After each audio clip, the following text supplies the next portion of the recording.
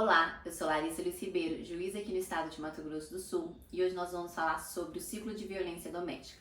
Mas antes eu vou fazer duas premissas. A primeira, o Brasil é o quinto país que mais mata mulheres mundialmente.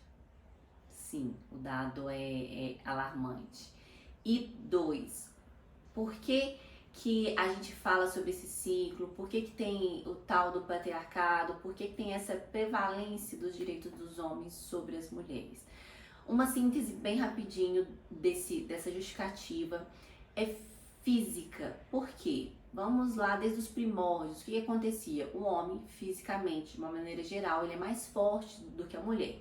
Logo, ele foi o protagonista da vida social, política e econômica. A mulher ficava dentro de casa, aguardando o homem trazer o alimento, que ia caçar, pescar, e ela ficava tomando conta do lar e das crianças, que é o serviço menos visto, que é um dos serviços que mais dá trabalho e menos valorizado. Construiu com isso essa cultura de que os homens tinham o poder, os homens tinham o poder de decisão, de escolha. Nós mulheres era tudo imposto, tanto que nós mulheres fomos votar em 1932. É muito recente. Não só isso, no Código Civil antigo, nós mulheres éramos consideradas relativamente incapazes. O pai dava a mão da filha para o marido era responsável pelas mulheres. Então, só para a gente entender um pouquinho o ciclo, o porquê dessa predominância. Vamos lá, o que é o ciclo de violência doméstica por si só?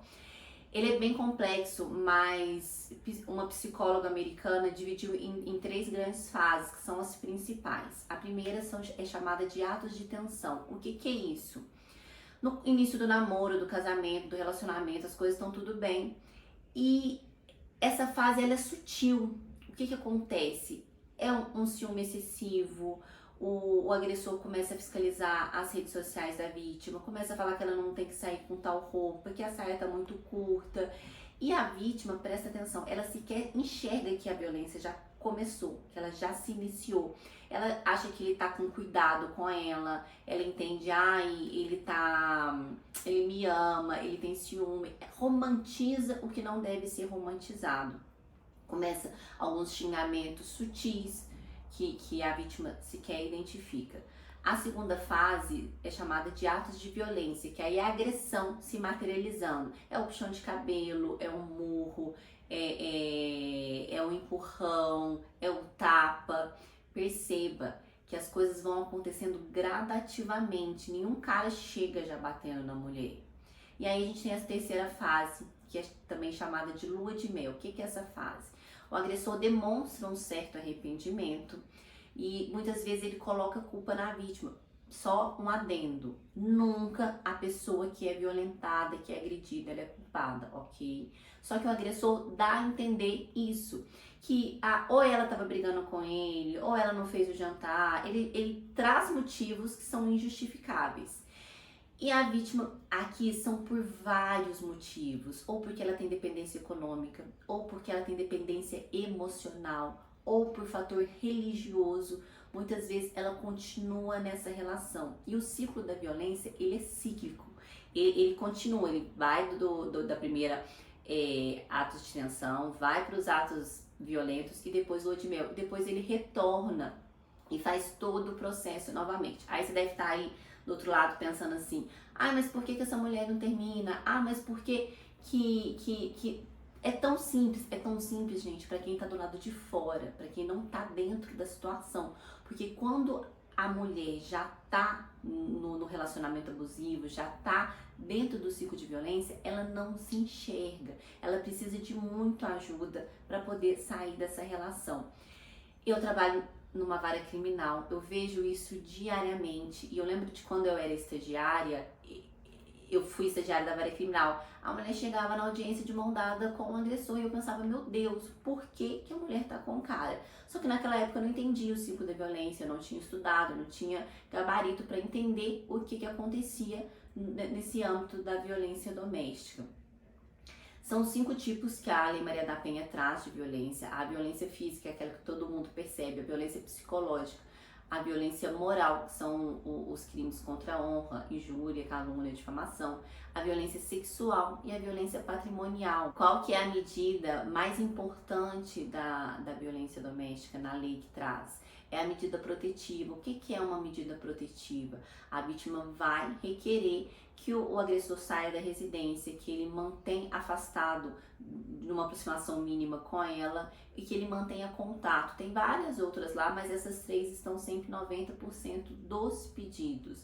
Teve uma novidade legislativa, a vítima não precisa sequer fazer boletim de ocorrência para ela requerer essa medida protetiva. Mas o que é mais importante, além dela fazer o pedido da medida, é que se o agressor descumprir essa medida, ela imediatamente tem que ir à autoridade policial e comunicar, seja via 190, seja presencialmente, o fato de que ele descumpriu. Por que isso é importante? Porque, presta atenção, se ele tem uma decisão judicial que ele não pode chegar perto da vítima e ele mesmo assim chega, a vítima tem que ter receio, porque a gente não sabe o que vai acontecer ali. E outros casos importantes, porque às vezes as pessoas falam assim, é só relação que as pessoas têm baixa renda. Não, gente, a violência doméstica, ela acontece em todos os níveis. Tanto pessoas que têm condição social, quanto pessoas que não têm. Esses dias eu vi um podcast no qual a Gabi Brandi, ela afirma que ela sofreu, é conhecido o fato dela, o relacionamento dela, ela sofreu muita violência doméstica, violência psicológica, e ela falou assim que no momento que ela se enxergou que ela estava num relacionamento abusivo, ainda demorou 1 ano para ela realmente terminar com o marido dela. Percebam como é complexo.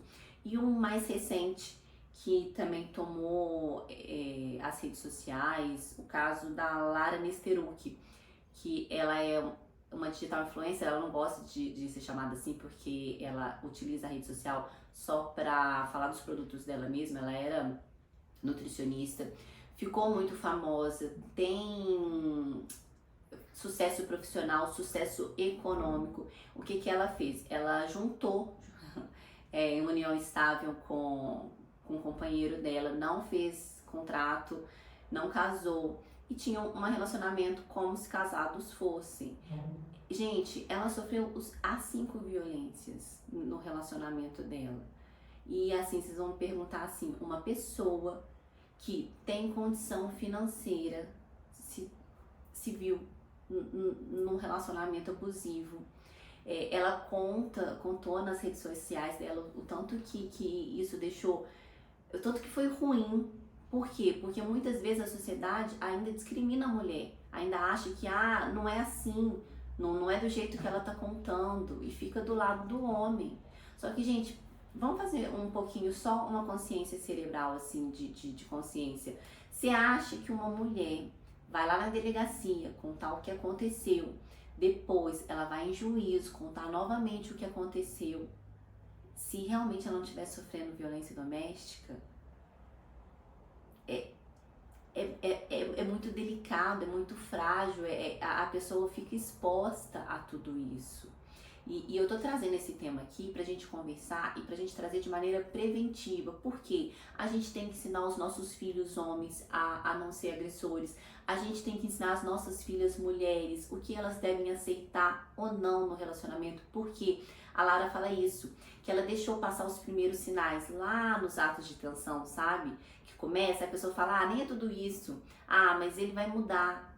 Gente, não renegue os primeiros sinais. Só que eu tô falando isso pra pessoa que não tá num relacionamento abusivo ainda, porque a partir do momento que a pessoa já está dentro de um relacionamento, é muito mais complicado para ela sair. Não é impossível, mas é muito mais difícil ela se retirar desse relacionamento.